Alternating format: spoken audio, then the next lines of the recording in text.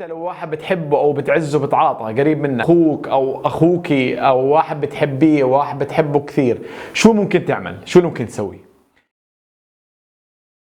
مرحبا ويا هلا والله، انا اسمي سعد. للي بتابعني اول مره، انا كنت مدمن الليريكا ومخدرات لمده 8 سنين، والحمد لله قدرت بطريقه معينه بعد تعب طبعا وتدوير اكثر من سنه ونص اني اترك المخدرات.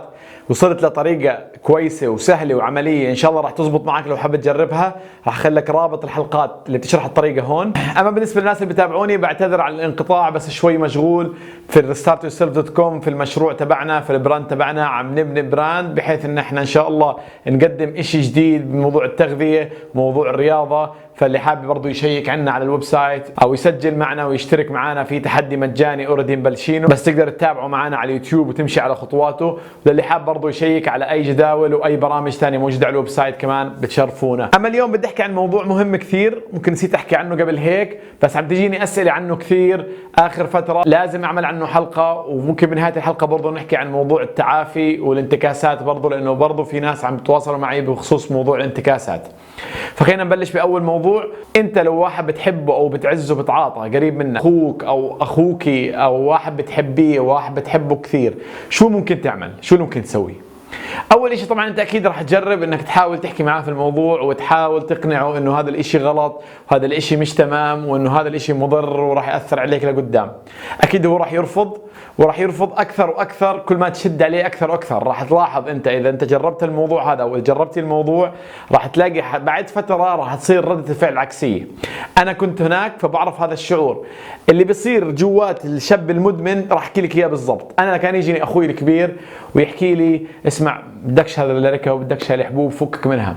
انا بتطلع عليه انه هو شو بتهيأ له هذا، مين هو ليجي يحكي معي اصلا يعني؟ لان انت بتكون في مود ومفكر حالك انت الصح وكل الناس الغلط، انت بتكون ضايع ومفكر حالك لا انت على الطريق الصح. فاي حدا بيجي بيحكي لك عكس اللي انت فيه بتصير تدافع عن حالك بانك تهاجم. كم مثل غباء حتى اللي انا وصلت له، اللي بتذكره ايش بضحك، انه انا حكيت لا انا بدي اضلني اتعاطى طول عمري. وعن جد هيك كنت افكر، حكيت اوكي هم بجوز يفكروا الموضوع غلط، انا بالنسبه لي شايف الموضوع صح، هيني اموري تمام اموري طيبه، كل يوم بدي اضلني اتعاطى لغايه ما اموت. شو المشكله؟ وين المشكله؟ اعتبره زي دواء هذا قاعد باخذه، كيف واحد مثلا باخذ انسولين، دواء سكري، كيف واحد بياخذ اي ادويه ثانيه لازم ياخذها بشكل يومي. حكيت انا نفس الشيء، ما كنت اعرف، كنت جاهل وكنت ضايع، وكانت اصلا هي نفسها الحبوب اللي عميتني، هي اللي مخليتني اكون في عالم ثاني. فاللي بحكي لكم اياه انه اول شيء اذا بتحبوا حدا وعم تحاولوا تنصحوه وبعز عليكم كثير وقريب كثير منك او منك، فانا صراحه بدي انصحك بالتالي. اول شيء ما تضلك تشد عليه الموضوع انه تترك اترك اترك، لانه هو بالنسبه له لو عارف ومقتنع انه هذا الموضوع غلط راح يتركه او على الاقل راح يحكي في الموضوع. فاذا هو مش عم بيحكي في الموضوع انه انا عم بعمل اشي غلط ومش عم بدور على حل، فلا تحكي له انك انت عم تعمل اشي غلط. بدك تتحايل عليه كيف الولد الصغير مثلا بده شغله معينه، اذا بتقول له لا ما فيش هاي الشغله بصير يعيط ويخرب لك الدنيا ويكسر لك الدنيا. فبدك تتحايل عليه، بدك تكون ذكي. انا بحكي طبعا في حاله انه هو مش عارف انه غلط. في ناس لا عارف انها غلط ومش قادره تبطل او عم بتحاول تدور على طريقه تبطل. انا كنت هناك سنه ونص زي ما حكيت، بيقدر على طول يجرب الطريقه تبعتي، موضوع الرياضه وموضوع كذا وتفاصيل الطريقه اللي حكيت عنها طبعا، وفيديوهاتها موجوده عندي في القناه اللي حابب يتابعها بالتفصيل. اما لو هو مش معترف بغلطه، هون بتصفي مشكله اكبر. اذا بتضلك انت وراه راح يضل يعند اكثر، او بتضلك انت وراه راح يضل يعند ويتنح اكثر. فاتركيه بحاله، ما تحكي معه في الموضوع، او انت كمان اتركه بحاله ما تحكي معه في الموضوع اذا كان صاحبك او اخوك. الاشي الوحيد هون اللي بتقدر تعمله انت، بدي افهمك اياه كالتالي. انا القاعده اللي ماشي عليها واللي نفعت معي واللي بتزبط مع جميع الشغلات، مش بس موضوع التعاطي، مع اي ادمانات ثانيه، في قاعدة ربانية بيحكي لك إن الحسنات يذهبن السيئات. هاي القاعدة ربانية بمعنى إنك أنت إذا بتبني خطوط جديدة ومزارات جديدة في دماغك لأشياء منيحة، بعد فترة دماغك بتعود عليها وبتصير مدمن عليها.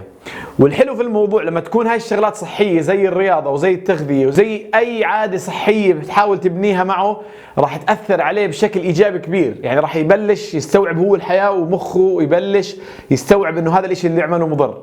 فساعتها ممكن يسمع من حدا، انا بنصحك مش انت يعني، يكون حدا غريب، او اذا انت بدك تنصح بدك بالشهر شهرين تلمح تلميح مره، ما في اي مشكله لما تحس الوقت مناسب.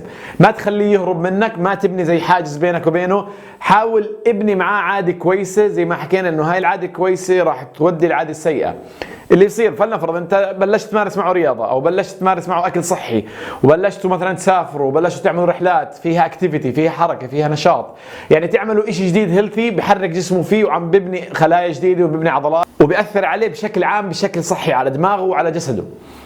راح يبلش هون هو يصير يستوعب الفكره اكثر، راح يبلش يقتنع اكثر شوي شوي انه في شيء عم بيعمله غلط، لانه ما بيصير صح وغلط مع بعض. لما تبلش تنبنى المسارات الجديده الكويسه اللي هي صحيه، راح يبلش جسمه يرفض الاشي مش كويس. هاي هي اصلا كل الطريقه اللي بنيت عليها انا، واللي نجحت معي، واللي باني عليها كل افكاري. اي اشي في الحياه من اليوم وطالع بدك تجربه، جرب هاي طريقتي اللي بحكي لك عنها، ان الحسنات يذهبن السيئات. خليك على السيئات، خليك على الاشي المش كويس، ابني عاده موازيه له، عاده كويسه. فاللي بتقدر تعمله هو ملخص الحديث عشان ما اطول عليك او عليكي، تقدر انك انت تبلش معاه عاده صحيه، سواء رياضه، تغذيه، رحلات فيها اكتيفيتي، فيها حركه، اي عاده صحيه بتاثر عليه بشكل ايجابي على دماغه وعلى جسمه، وبتحسن من الخلايا وبتعيد بناء الخلايا مره ثانيه. فبنصحك فيها، لانه هون راح تكون جد راح تفرق معك كثير. مع الوقت راح يبلش يحس على حاله، راح هو منه لحاله يصير بده يترك. ساعتها راح نشد على موضوع الطريقه اللي انا مشيت فيها، لا في عندنا طريقه معينه تعال نمشي عليها، استخدمها كذا. طبعا اللي حابب يستخدم طريقتي او اللي ممكن تزبط معاه، ما هي على نفس الفكره، يعني هي على نفس الفكره، انه احنا عم نضيف اشياء صحيه زي الرياضه والتغذيه الكويسه، وعم نشيل اشياء مش صحيه زي المخدرات والحبوب. بس ما بدنا نفكر في الموضوع في البدايه، بدنا الجسم لحاله يرفضها. فبس برجع بعطي ملخص، بدك ما تعمل حاجز، او بدك ما تعمل حاجز بينك وبينه بتكرار الموضوع، لانه راح تقززيه في الموضوع، راح يقرف، وراح بالعكس يصير ردة فعل عكسيه، يضلك تحكي له اترك اترك اترك. خلي العلاقه الموضوع تمام، خلي العلاقه بينك وبينه زي كانه ما في شيء، او بينك وبينه اذا هو اخوك اذا هو صاحب، ابني معاه مسارات جديده.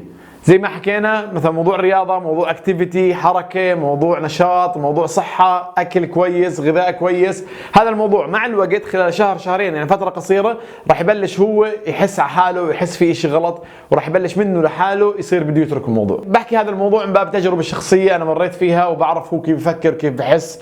فاي حدا سواء كان ابنك او اخوك او صاحبك او زوجك او حدا بعز عليك او عليكي، ما تسكر الحواجز بينك وبينه بالتقزيز وتضلك تحكي له بطل وبطل وبطل، لا، امشي معاه وصاحبه، نسيه الموضوع، ابني معاه مسارات جديده لحاله، هو راح يفكر، راح بصير بده يترك، وراح تشوف كيف الامور راح تكون ان شاء الله زي ما بحكي دائما زي السحر.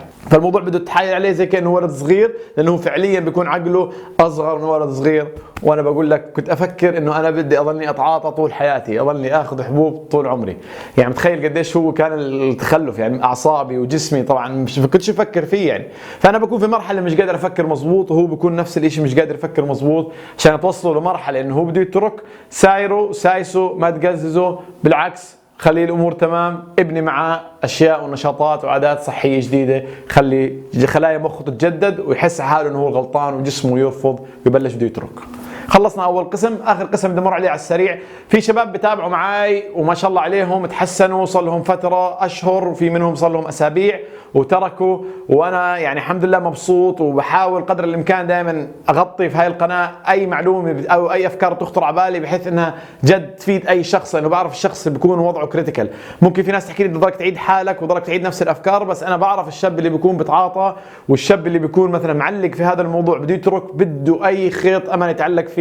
فانا بحكي لك هاي الامل كله مش خيط الامل، وان شاء الله الطريقه اللي عملتها حتنفع معك. بس في نقطه مهمه لازم اوضحها، الموضوع يا اخوان بده وقت، يعني مش انه باسبوع اسبوعين راح يزبط معك. في ناس في البدايه بزبط معاهم اول اسبوع اسبوعين، لانه جسمه دخل عليه شيء جديد، اكل صحي ورياضه وكذا، بلاقي وضعه وموده تحسن 100%. بعد فتره برجع بنتكس. هذا الموضوع ايش طبيعي، انت صار لك عم تتعاطى سنين او اشهر طويله، ما راح تيجي باسبوع اسبوعين يومين ثلاثه راح تبطل، راح تصير الامور طيبه. بدك تصبر على حالك. الموضوع يا اخوان بده وقت، بده اشهر، اذا مش سنه سنتين حتى. يعني انا صار لي هسه تارك المخدرات الحمد لله تقريبا سنه ونص، ولحد الان مرات ممكن يجيني تقلبات في المود، تقلبات في المزاج، بس بلحظها على السريع، بعرف كيف اسيطر عليها. ولكن كل ما تبعد انت عن الوقت اللي بطلت فيه تعاطي، كل ما يصير مودك احسن، كل ما يصير وضعك احسن، كل ما تصير انت تمام. فدائما انت بس تبلش، اذا انت بس صار لك فتره طويله عم تتعاطى، الموضوع التعافي بده ياخذ شويه وقت، فصبرك على نفسك، خليك صابر، راح توصل. صدقني هي بدايه اول كم فتره راح تتغلب، بعدين راح يجيك بوش حلو زي اللي بيجيكم حاليا، بعديها شويه انتكاسات وبعدين الامور تمشي تمام.